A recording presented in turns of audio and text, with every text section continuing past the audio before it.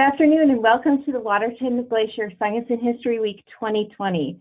Thank you so much for joining us today as we dive into the history and scientific research that characterizes and shapes Waterton Glacier International Peace Park. The Peace Park comprises of Waterton Lakes National Park in Alberta, Canada, and Glacier National Park in Montana, USA.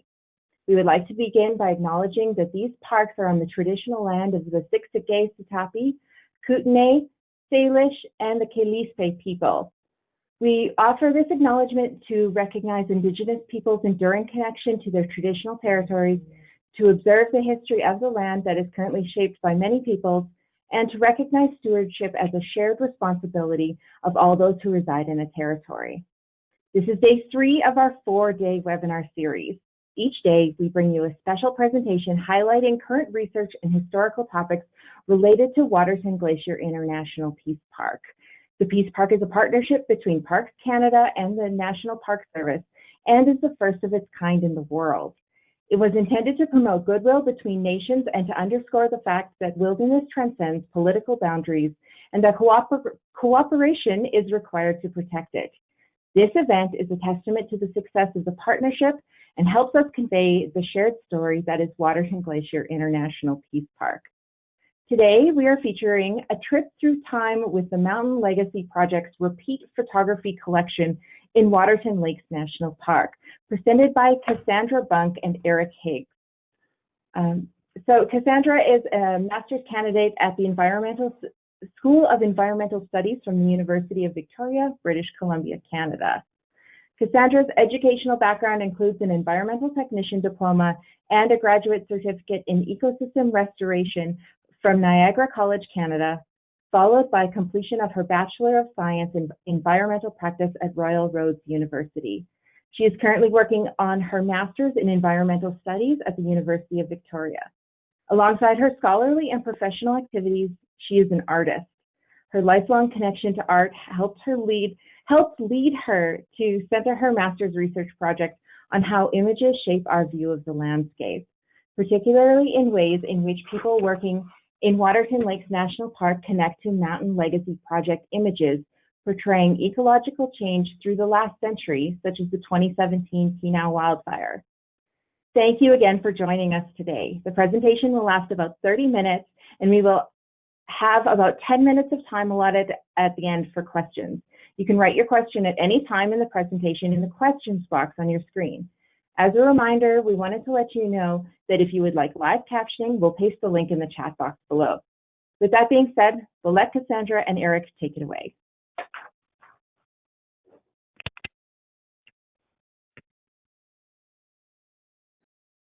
All right.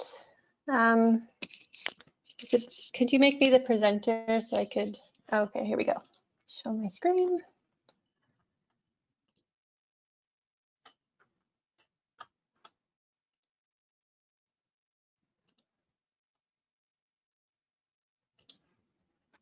Just one moment.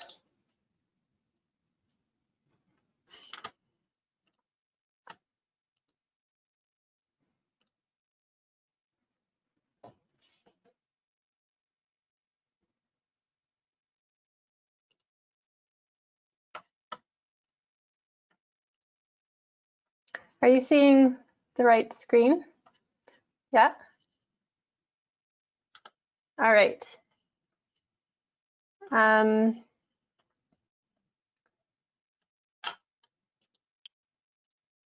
Okay, well, I got a lovely introduction from Samara, thank you. I'd just like to say that I'm tuning in here from the traditional territory of the Lekwungen speaking peoples, the Esquimalt, Wasanich, and Songhees First Nations.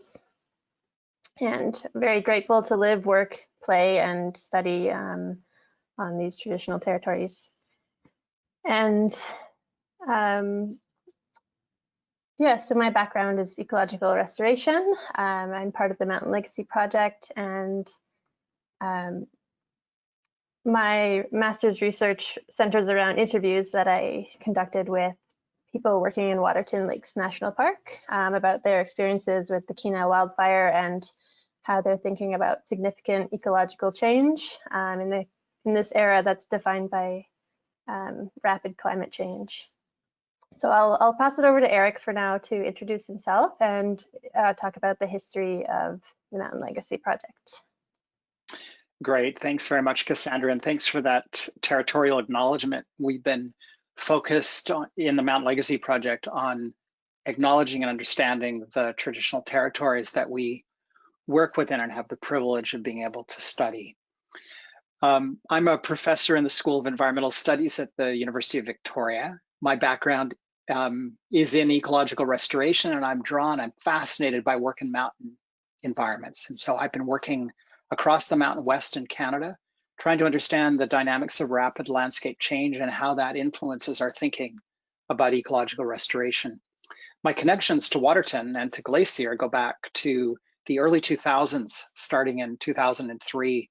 And I was mentioning before we got launched today to the organizers that I was part of several of the face-to-face interactions we used to have with the Waterton Glacier science meetings. So it's a pleasure to be back. Thank you very much. Next slide, please. So we're here to talk about the Mountain Legacy Project, which is an unusual project that builds on the world's largest collection of historic, systematic, comprehensive, and high-resolution historic images. So we, in Canada, we had the an unusual opportunity to have surveyors who created the first topographic and geological maps of Canada using photography. So this was kind of a made in Canada technology. And we're fortunate that the surveyors would ascend to the top of mountains and take panoramic photographs and use those in the preparation of their detailed topographic maps. So it's left behind a spectacular collection of photographs that triangulate across the landscape. So that's what I meant by systematic and comprehensive. They're all over. And so photographs from one mountain peak reach out to another mountain peak, and then those ones reach out to another, and so on. So it becomes possible to do the kind of phototopography work that was important to map making. We're fortunate too that these images were laid down on glass plates. So the negatives are actually recorded on glass, not on film. And while those plates are extraordinarily fragile, they actually hold the images for posterity much longer. So the photograph seen in the PowerPoint slide below is one of the graduate students in our project, Helena Fisher, working at the National Archives near Ottawa on imaging some of these glass plate negatives. Next slide, please. So the result of our work has resulted in not only identifying the historic images, but going back and repeating those images from exactly the same location. And this location map, you can see the pins. The red ones are where we have repeated images. The gray ones are where we have historic ones only. And we are working every field season to try to expand this collection. Now, it seems like a lot of pins dotting that map, but in effect, this is less really than this is about 10% of the total collection. So if we were to get all of the historic photographs and to repeat all of them, the map across British Columbia and into the Yukon to the north would be fully covered with imagery. Next slide, please. The photographs that we're working from are known as oblique photographs. And I don't know if you can see my image, but my presenter image, but in effect, you're standing on a mountaintop looking down at an angle across the landscape. So it's what I call a human eye view of the landscape. So we see it, and you can see the photograph on the lower left from the 1860s. We're looking the way that we would see the image, which is great. They're visually powerful, but they do present some issues with respect to rendering orthographic or geographically accurate representations of the landscape. So, but their big advantage, and I can talk a lot about the advantages of the images, not the least being they display sharply topographic landscapes much more accurately than overhead views do. But they also stretch us back in time. So the earliest images we're working with are from the 1860s. And indeed, the image on the left is from the monument pin that borders Glacier and Waterton National Park. It's quite a remarkable image, and we've been back there a few times. And then, of course, by the 1940s, we're seeing the advent in Canada. It started earlier, but we saw the really big push post-World War II in the use of aerial imagery for map making, and then, of course, remote sensed data starting in the 1970s from satellites. So one of the big advantages is being able to go back farther in time, and that's what we've been interested in. Next image, please, Cassandra. So if we turn to Waterton Lakes National Park, and you can see Glacier to the south of the border there, the red pins note where we've been, where the historic images are and where the repeat images are. And this is a really great example of how you can see the systematic and comprehensive nature across the landscape. And at each of those pins are a series of images ranging from usually 4 to as many as 16 images, depending on the aspect of the camera and the nature of the station itself. Next image, please. So the repeat photography is the act of going back with those historic images. So there's a lot of work in behind to archival work to go and locate the historic image, understand where it's from. That's not always easy. And then being able to get to that place, so to the mountaintop, either on foot or if we're lucky with some helicopter assist, to the top of the peak, and then to locate precisely where that image is from.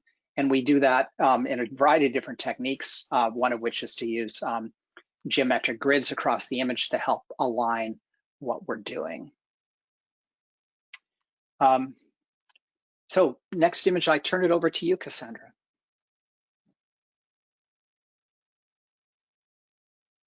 All right.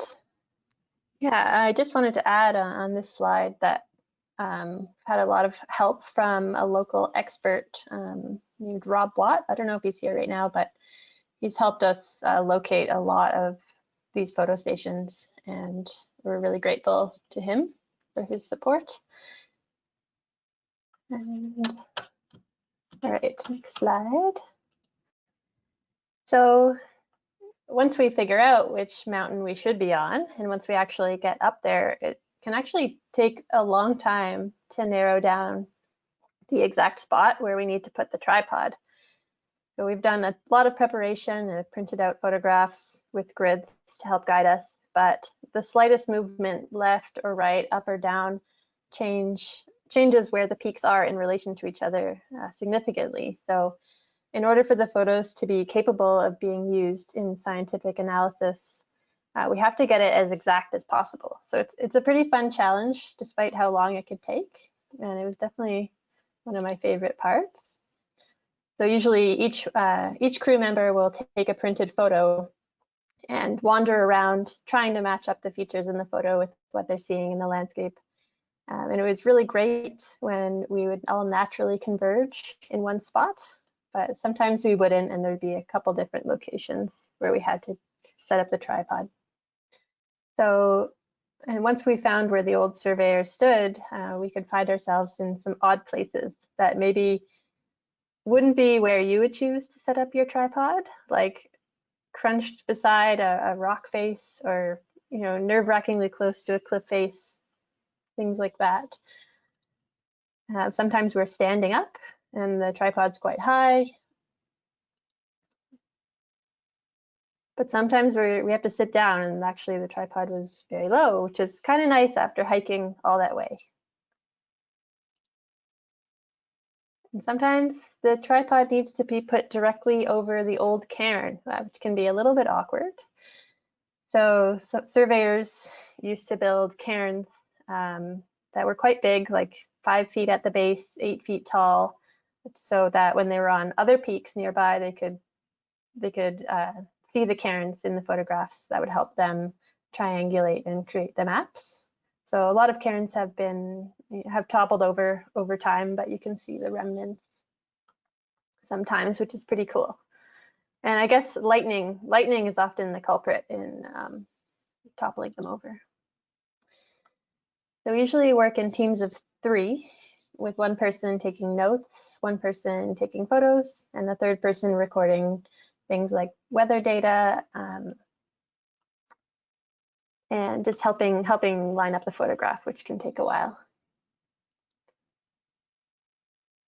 And you'll notice in this photo here, there's a little basket on the tripod that we put some rocks in, because if anyone spent time in Waterton, you know how windy it can be. So we really need to make sure our tripod doesn't blow away off the side of the mountain. So this photo here is myself on the right, Eric in the middle, and then Kim Pearson, who is an ecosystem scientist in Waterton Lakes. She's also been a huge support to us for the work we do, so we're grateful to her. Also not sure if she's here, but hi Kim, if you're here. And this is our field note page. So we record some weather data, who the crew was, the file numbers for the photographs, but most importantly, we record a little narrative about our day, or anything interesting that we saw that day, but most importantly, how we got to the station, just because it is challenging to locate the spot. We'll record things like where we parked or what trails we took, and where we put the tripod even. So, and then also there's a drawing here. So there's a little box that's sort of an invitation to sketch the landscape, and I took every opportunity I could get to do that, which was very fun.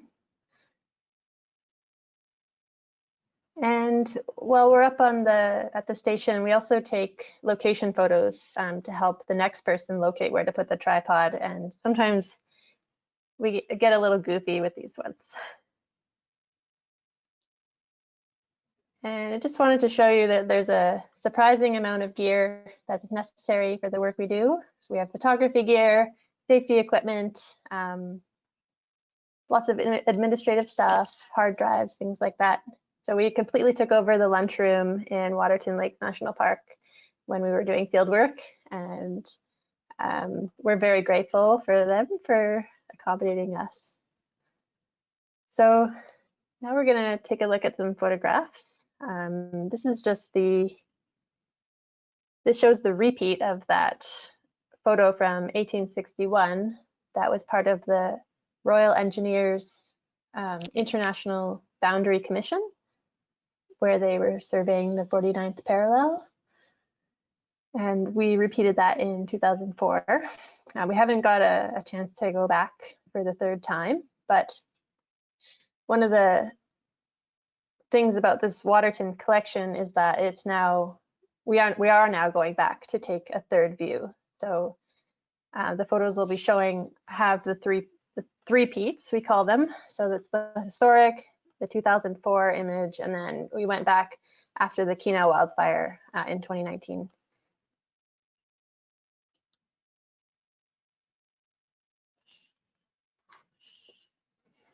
So this is standing on Festubert Mountain on the western border of the park, looking south down into the Flathead Valley and Glacier National Park.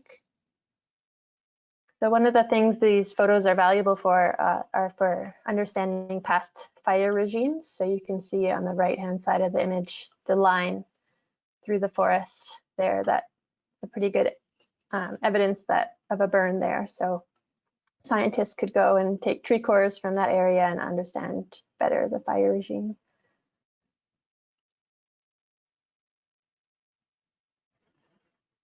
This is 2004.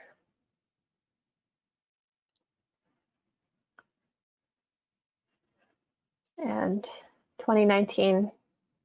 And one thing that stood out to me when we were there in 2019 was just the amount of bare soil that was still there 2 years after the fire. There's quite a lot of green coming in, but it will take a while for certain parts of the park to for vegetation to come back, which is a normal process at higher elevations.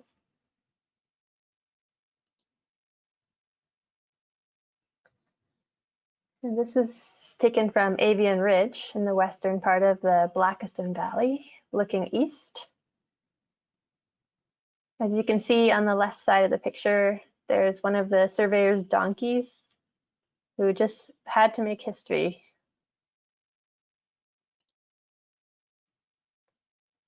And we sometimes will put ourselves in the picture if there was a human in the historic picture. In this case, we put a backpack where the donkey was because we just don't use donkeys to carry our stuff. It's always interesting when you come across a photo with some human presence in it. A lot of the collection, you mostly see the landscape, and some things are missing or not so obvious, like human presence. Hi, Cassandra. I just wanted to let you know there's 8 minutes remaining. 8? Oh, okay.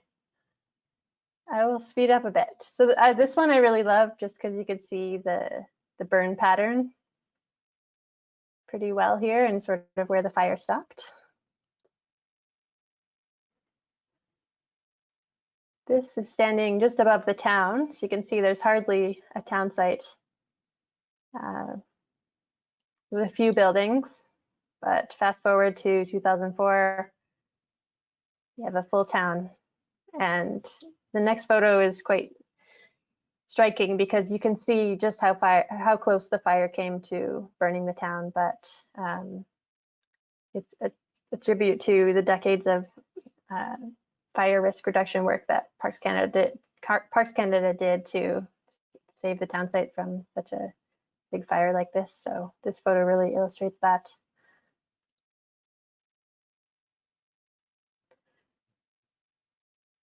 This is standing on the shoulder of Mount Blakiston, the tallest mountain in Waterton, and really shows the abrupt transition from prairie to mountain that Waterton is known for. And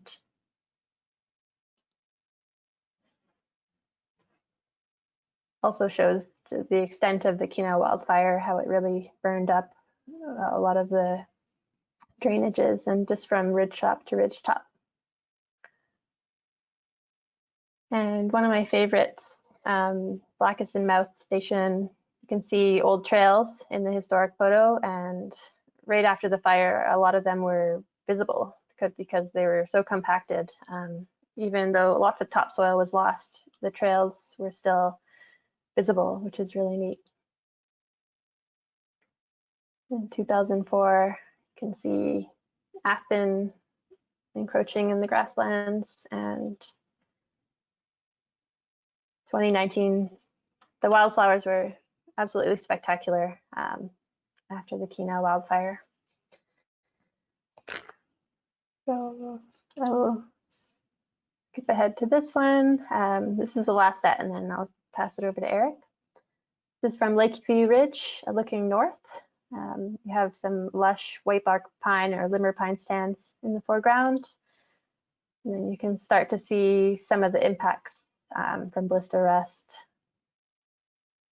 coming in 2004. And then that same stand in the foreground was unfortunately taken out by the Kenow wildfire.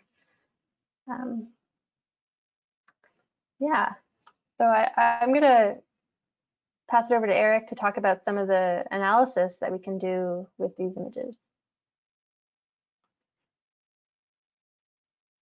Great, thanks very much, Cassandra. I wanted to note 2 things. The first is to say that Cassandra's work has really followed the shape of the park following the remarkable Kenow wildfire. And I think for most people in the audience today, you will be aware of that fire, but it was a spectacular very rapid fire event that burned a significant amount of Waterton Lakes National Park, very high severity. And so one of the distinctive features of the work that we've done with the Mountain Legacy Project is that we have the historic images.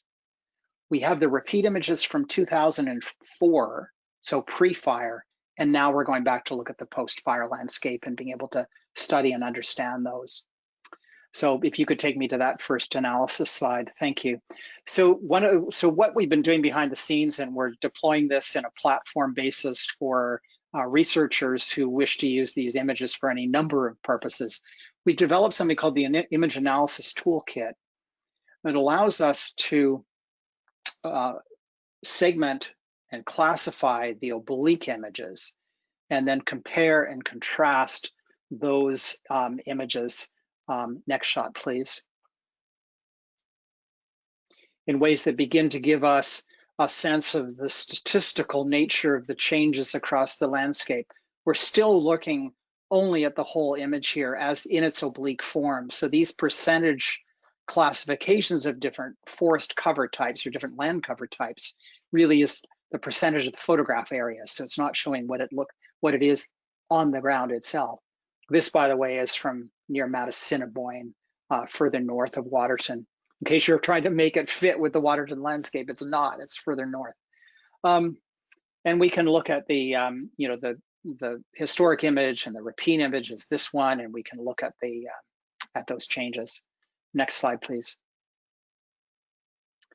But we've been fascinated recently to look at the on-the-ground extent. So how do we actually convert the oblique views, which have, in a sense, continuously different sized pixels across the landscape? How do we actually work with that?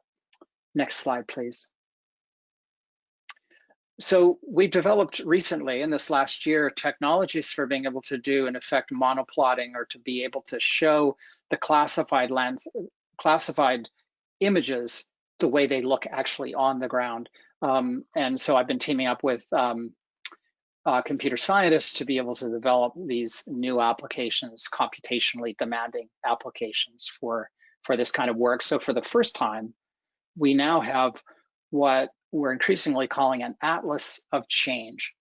And to see this image that was being shown on the screen right now, the photographer was at the very top of the image looking down, and you can see the triangular field of view of the camera and what the camera is picking up. Areas that are still in gray are those areas that are occluded to the photographer. That are not actually showing visible in the oblique image. Next image, please, or next slide, please.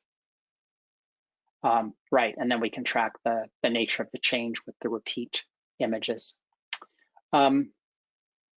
Next slide, please, which is the last one. I'll turn it back to you, Cassandra, to wrap up. But anyway, just to give you a sense of the work that we're doing behind the scenes, we've just had a major piece published recently that looks at shifting tree line ecotone on a latitudinal gradient from the Canadian border north to Jasper National Park, and trying to assess the very clear patterns of increase in the altitudinal level of the tree line. So anyway, there's one application of the kind of work we're doing.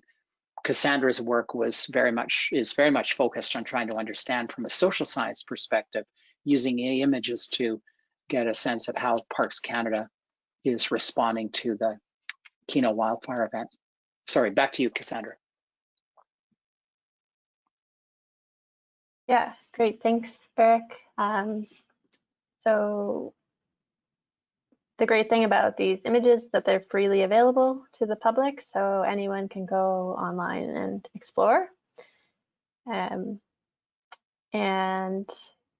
we also post blogs frequently about our times in the mountains on various topics that are fun to check out too.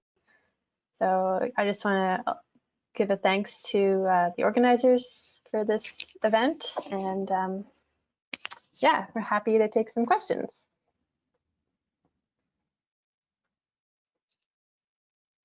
Wonderful. Thank you so much, you two. Let me just turn my camera back on. All right. So for questions, so Edward has a question. Are there any plans to work on the U.S. side of the park? Do you want me to take that? Yeah. No plans, but I must say that we're really fascinated by the international boundary surveys and the photographic evidence there. And we're also be very interested in partnering on some of the photographic collections that are held in Glacier. They're not the same, they're differently motivated, but there are some pretty spectacular image collections, and we'd be very glad to speak more about that. So no plans, but lots of interest. Great. So Sebastian asks, have there been any spots where the place the picture was taken doesn't exist anymore? Not in my experience, but there are places where we can't necessarily go and take photographs in the same spot because of tree growth. So a lot of stations have been grown over by trees. So we could try and go with a helicopter and hover over that spot to take the image, but it's just not the same, and they can't really be used in scientific analysis. But I don't know, Eric, have you encountered any spots that haven't existed before? Yeah, I mean, I think quite a few. There's more geological activity than I would have expected. I always think of, when I started this project 20 years ago, I thought these mountains are really stable, but it turns out they move a lot, especially the fragile Rockies, which are renowned for having mobile rock. So the aptly named Surprise Point in Tonquin Valley in Jasper National Park, there was just no station there anymore. It had slid off. So we spent a good hour trying to figure out, just get our bearings and try to figure out where on earth we were. And then we realized that part of the mountain had just slid away. And so it was really difficult to try to get a sense of it. So yeah, there's lots of changes. I mean, lots of continuity as well, but significant number of changes. Cassandra showed, I think that one image of from Forum that was taken in 1861, right at the boundary of Glacier and Waterton, and incidentally, boundary of the Alberta and BC and Montana too. So it's a really interesting spot. But you could see that there were individual rocks that were still in the same place. So there's lots of continuity, and we use those reference points in lining up our repeat images. Great. Edward asks, do you use high precision GPS data to mark your location also? Oh, awesome question. No, is the short answer. And that's partly because of the evolution of the project and the amount of photographic gear and the timing that we have on site. So we use GPS, but not high precision GPS. So not typically sub-meter accuracy. We've been thinking about it, and it would be helpful. But we've done lots of kind of informal tests of relocating our images. You can imagine that with the historic image, it's, we go back and we try to repeat it, and it's challenging to figure it out. And we kind of have this goal, personal goal in the project of trying to get within a meter in any direction of where the original camera was. And I think we're pretty good most of the time. But we've actually gone back and sort of done double blind. We've asked people to go back and find the camera locations we found. And it turns out they need several different pieces of information to get there. They need a site description. They need the GPS coordinate. And they also need location photographs. So these are photographs taken of where the tripod was located. And that seems to get us to the precise position. But I'd be very keen on having high precision GPS. We just haven't gone there yet. We've invested all of our resources in camera equipment. So we're using medium format digital systems that are give us the really high quality images. Great. So Sebastian asks, I love the donkey from the historical image. What other things have caught your eye in the old images that you remember? Sorry, Samara, I missed the very first part of what the question was. Oh, apologies. So Sebastian commented that he loved the donkey from the historical image and wanted to know what other things have caught his eye, or your eye, apologies. Cassandra, what's caught your eye from the Waterton work? There was an old bridge that caught my eye, like over the creek up Red Rock Valley. It's pretty neat to see that old structure.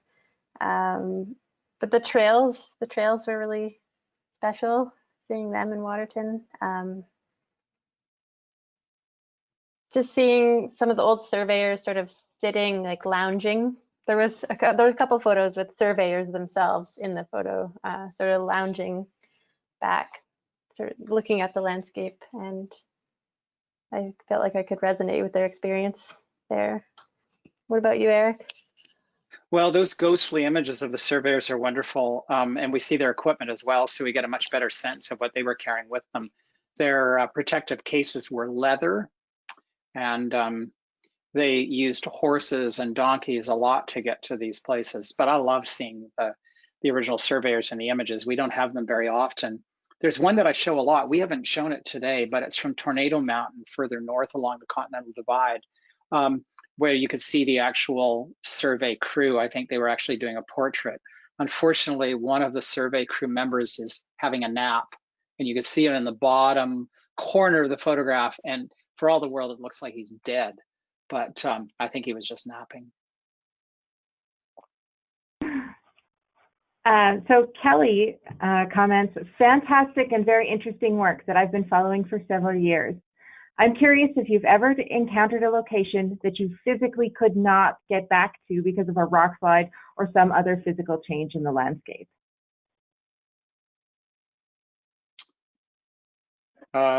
Yeah, sure. And those are often sites where there's been industrial activity of one kind or another. So telecommunications stations where the mountain surface has been altered because they've had some installation or another on top of it. Mine activity, we see this a lot in the Crow's Nest Pass where there's big coal seams there. We've had a couple of stations where we realized we needed to be about 30 meters up in the air to get our original location because it's all been mined out. Yeah, so there's a couple of examples for sure. So physically impossible. The rock slide, not so much. I did mention the Surprise Point image in Jasper, but and we've had a few where there's definitely things different, but I don't think the geological conditions have prevented us typically from getting back. Cassandra, can you think of anything?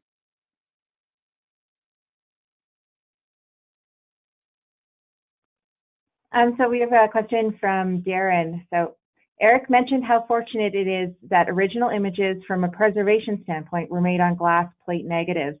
Do you think that digital images such as those from the Mountain Legacy Project will be accessible decades from now? Well, that's a brilliant question. I mean, and one that is, keeps me awake at night. We're doing everything in our power to look at digital permanence, and this involves storage of our images with photographic codecs that are, that have a likely permanence, and they're designed that way.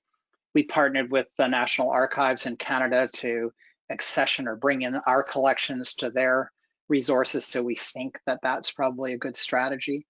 I've gotten so anxious about this question that I've thought of actually printing everything, but so far we haven't gone down that route. But it's an excellent question, and it's one that organizations like the Smithsonian, Library and Archives Canada, Bibliothèque Nationale in France, and organizations around the world are wrestling with. And there is no evidence solution yet for digital permanence. Lots of different techniques, but nothing solid. We think we're on the right path. We're doing the right things, but I sure hope that I sure hope this work stands the test of time. Great. So we've got a couple of questions from Daniel. So we'll start out with the first one here. So how do you figure out the correct focal length in a repeat photo? Like how zoomed in were these historic cameras, and how do you match that? Do you want to try that one, Cassandra, or do you want me to take it? I think you're better off explaining that one. Okay. Yeah. So the survey cameras were fixed focal length, generally wooden box cameras. That changed a little bit in the Second World War era, but that means that they had a pretty precise field of view and focal length that defined that. So our aim is to gather repeat photographs that have a field of view greater than that of the historical image. So we use colloquial expressions like, do we have pixels to burn or not in an image? That is to say, do we have enough coverage that we are capturing what is within the historic image? And that's our goal. And we also, interestingly, maybe it's a bit of a side note, but when we first ventured into digital, the project started with photographic film back in the late 90s. And the film, of course, had continuous grain that pretty much matched the capacity of the historic image. We moved to digital. In the early days of digital, we were running to catch up to the resolution that was in the historic images, which is pretty incredible. And it wasn't until we evolved around 2005, we got to a camera system where we are actually able to capture something equivalent to what the historic images were. But so we're always conscious of what our field of view is and how that aligns. We don't zoom in typically. We try to, because we have ample pixel density in our images, we're able to go wider than we need and then to crop as necessary, which preserves the geometry as well. Great. So this is a tack on to Daniel's question. So he wants to know what resolution/technical specs do you photograph with? He also had asked, what efforts do you make to ensure your digital photos will be useful a century ago? And I know we've touched on that, but if you want to share some of the technical specs. Sure, thanks. Well, look, I'm happy to talk about this forever. It's great. I'm a geek when it comes to this stuff. So our present camera system is the Fuji Gfx 50, which is a medium format, well, what's called a medium format system. That's a complicated term, but it's a 50 megapixel sensor, but a larger sensor than what a full frame camera would typically have. Our aim is to move to the Fuji 100 megapixel system. We haven't done that yet, but that's sort of the next evolution. So that gives us because we've chosen the Fuji system, it gives us a comprehensive set of really high quality lenses. So the glass really matters in these cameras, and then the pixel size is important. So it's not just the density of the pixels. I'm sure it sounds like Daniel knows his way around cameras, but it's also the quality of those pixels. And so we're very, very happy with the Fuji system. In fact, we prefer it over this sounds like a product endorsement, prefer it over our previous system, which was a Hasselblad system. Fuji's just way better in the field. Great. So we have a question from Saul. So how does this repeat photography analysis compare with remote sensing landscape analysis approaches? Ooh, that's a huge question. Let me just start by saying that we've been, for a long time, I guess the first decade of the project, the holy grail for us was to try to georectify the oblique images. I felt that if we could get a representation of the oblique images in the same way that remote sensed images were, then we could have a common language with geographic information systems analysis.